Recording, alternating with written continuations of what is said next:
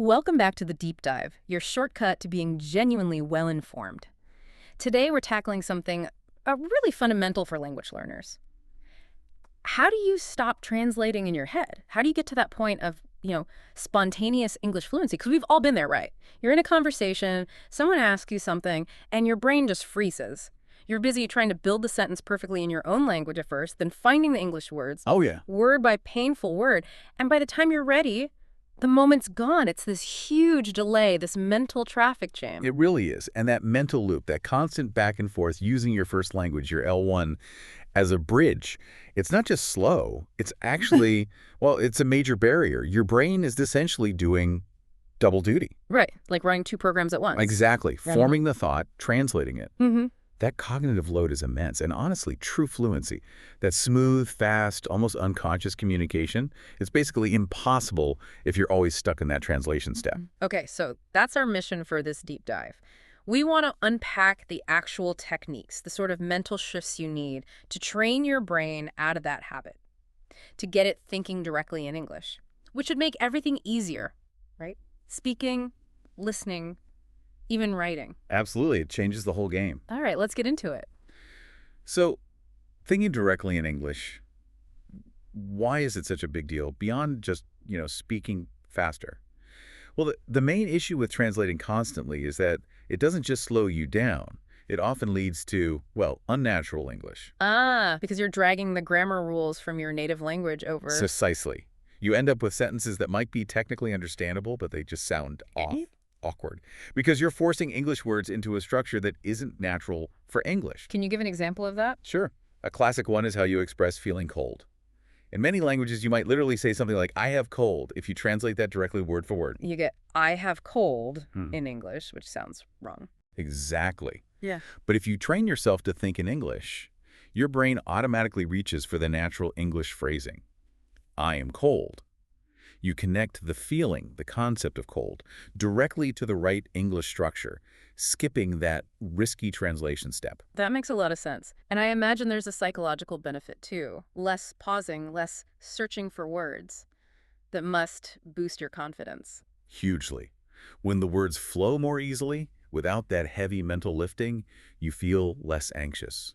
You're more willing to speak up, to participate. You stop dreading having to form a sentence. And does it link to other skills like listening? Oh, absolutely. Yeah. It dramatically improves listening comprehension. Think about it. If your brain doesn't have to translate what it's hearing back into your native language, it can process the incoming English much faster. So movies, podcasts, real-life conversations, they become easier to follow. Much easier. You're processing in real time, just like a native speaker would. You catch more nuances, understand faster speakers. It's a massive upgrade. Okay, and you mentioned pronunciation earlier. How does thinking in English help there? Well, when you're constantly operating within the English sound system in your head, you start to internalize its rhythm, its intonation, the specific sounds.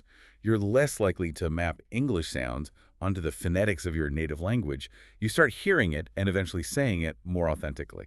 Right, so it's not just about the words, but the music of the language too. Exactly. So thinking in English, it means faster speech, more confidence, much more natural phrasing, better listening skills, and even clearer pronunciation.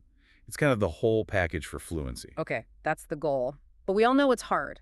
What are the common mistakes people make? The things that actually stop the brain from making that crucial switch? We need to know what habits are keeping those training wheels firmly attached. Yeah, let's talk roadblocks. Mistake number one, and it's a big one, relying way too much on translation, using it as a constant crutch. So always defaulting back to the native language to build the sentence. Precisely. If you always give your brain that easy out, it will take it. Yeah. Our brains love efficiency, right? They'll stick to the path they know best. You have to consciously, actively block that path sometimes, force it to build the new direct English pathway. It's uncomfortable at first, but necessary. Okay, that leads into mistake number 2, which I think many people struggle with. Focusing too much on grammar while you're trying to think or speak. Oh, the perfectionism trap. Right, you're trying to mentally check every verb tense, every preposition before you even dare say anything. And it just paralyzes you. The cognitive load becomes overwhelming. Native speakers, we don't run grammar checks in our heads mid-conversation. We make mistakes all the time. The priority, especially when you're learning to think on the fly, has to be communication, getting the idea across.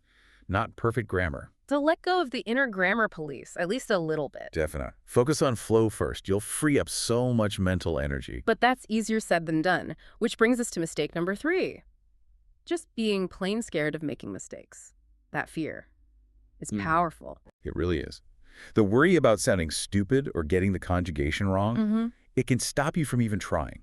But here's the thing. You have to reframe how you see mistakes. How so? Mistakes aren't failures. They're data.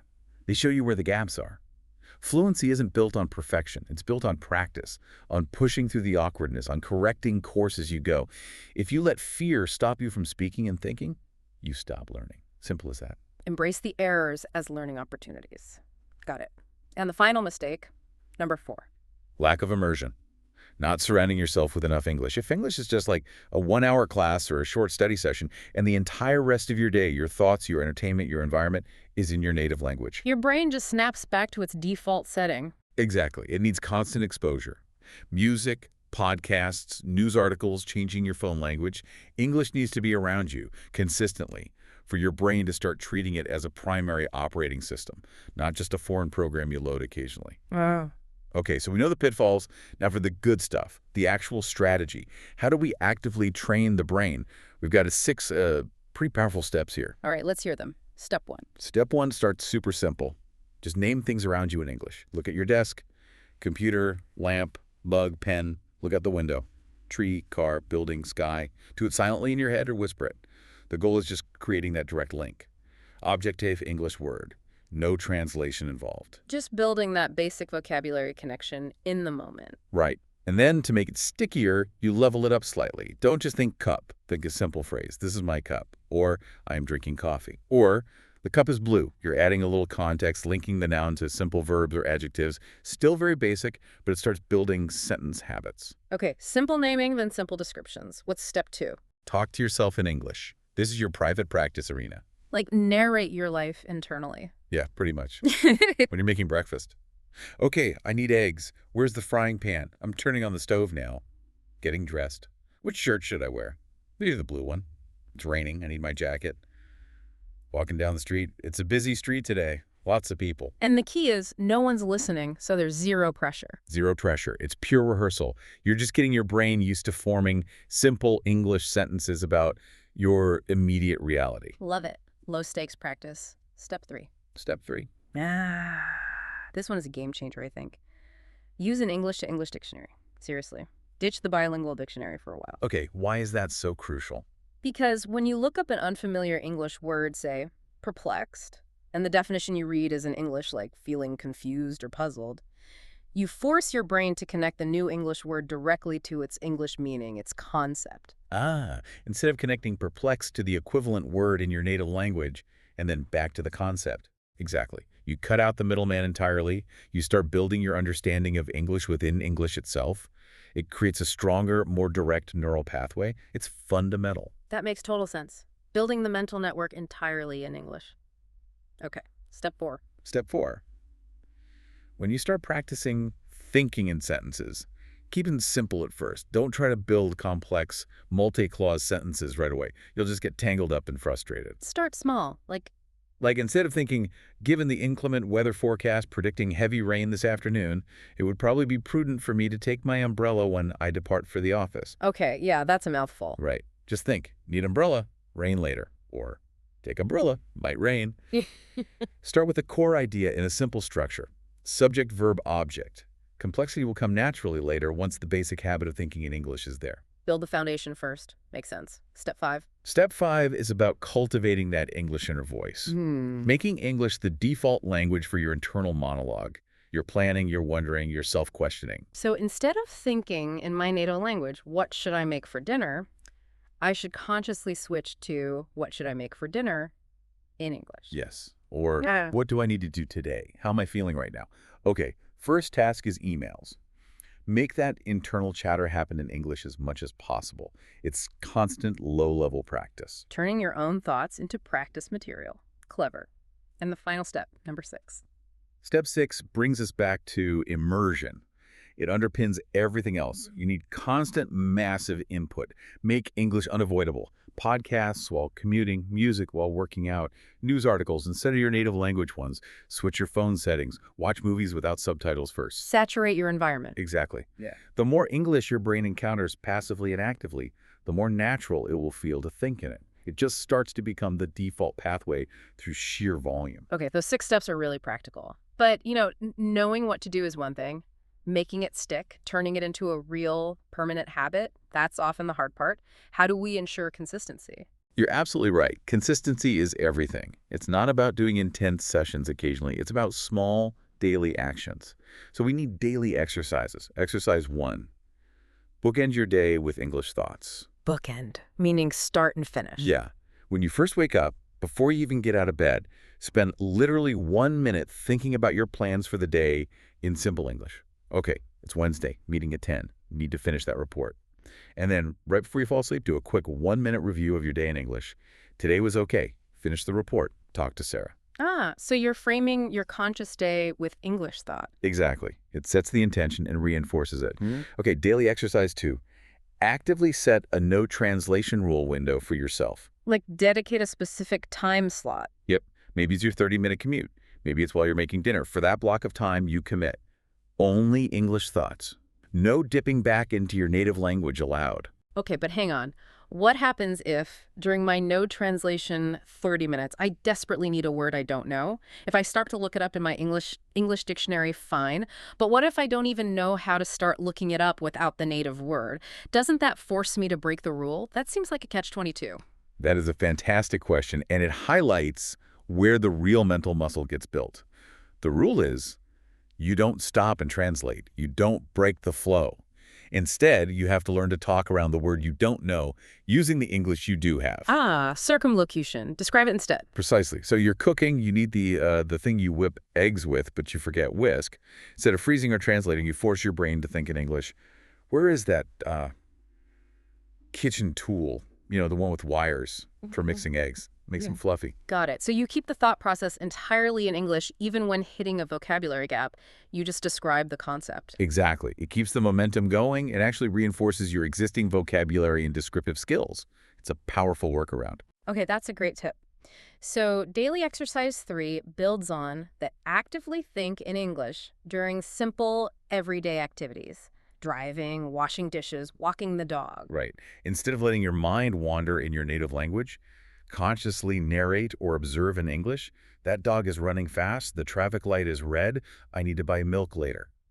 Just keep that English channel open in your brain during routine moments. And daily exercise 4. Keep a simple English journal. Doesn't have to be long. Just a few sentences each day about what happened, how you feel, what you're thinking about. And crucially, focus on just getting the thoughts out, on expressing yourself. Don't obsess over perfect grammar here. So the act of writing it down helps solidify the thinking patterns. Yes, and it gives you a record, which leads us nicely into troubleshooting. Right, troubleshooting.